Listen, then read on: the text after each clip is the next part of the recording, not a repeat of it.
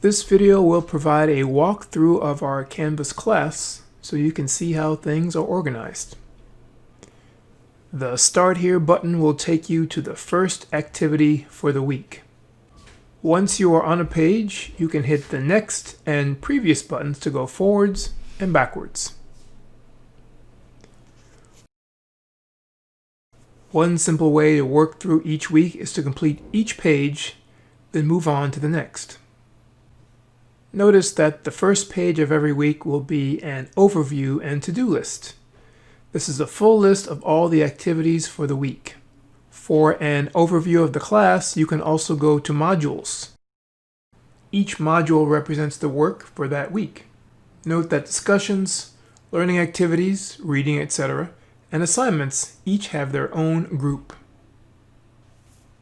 At the far right of each item in the module is an icon. The check mark means that you have completed the item. The circle means that it is still incomplete. For some items, all you need to do is view the page to complete the item.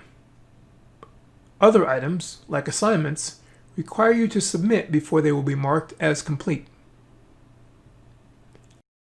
At the bottom of modules, you will find our Canvas textbook.